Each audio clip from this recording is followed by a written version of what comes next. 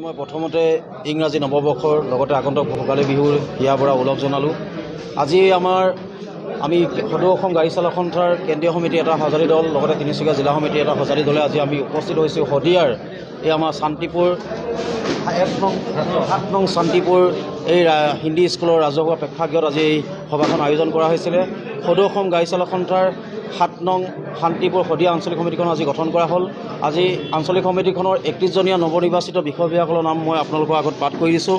সভাপতি আমি দায়িত্ব অৰ্পণ কৰিছোঁ শ্ৰীযুত অৰুণ বাইলুং, কাৰ্যকৰী সভাপতি শ্ৰীযুত ৰেৱত গগৈ, সাধাৰণ সম্পাদক শ্ৰীযুত পৃথ্বীৰাজ থাপা, প্ৰচাৰ সম্পাদক তিলক তামাং। এই লৈ কিনে আমি 31জনীয়া এখন আমাৰ শদিয়া আঞ্চলিক সমিতি গঠন কৰা হৈছে। আৰু আমি সদৌ অসম গাড়ী চালক সন্থাই চালকসকলৰ প্ৰাপ্য, চালকসকলৰ অধিকাৰ, চালকসকলৰ লেইলেচেছে, চালকসকলৰ বৃহত্তৰ অসমৰ চালকসকলক একত্ৰিত কৰি তেওঁলোকক মনোভাৱ নিশ্চিত কৰা আৰু তেওঁলোকক সুৰক্ষা প্ৰদান কৰাৰ লক্ষ্য উদ্দেশ্য আগত ৰাখি 2016 চনত গঠন হৈছিলে সদৌ অসম গাড়ী চালক সন্থাই। আৰু 16 চনৰ পৰা আমি চালকসকলৰ কাৰণে ঐক্যবদ্ধভাৱে আমি সংগ্ৰাম কৰি আহিছোঁ আৰু আগন্তুক দিনতো চালকসকলৰ কাৰণে মাত মাতি যাম। আজি সদৌ অসম গাড়ী চালক সন্থাই অসমৰ বিভিন্ন প্ৰান্তত আমাৰ জিলা সমিতিবিলাক আছে, আঞ্চলিক সমিতিবিলাক আছে।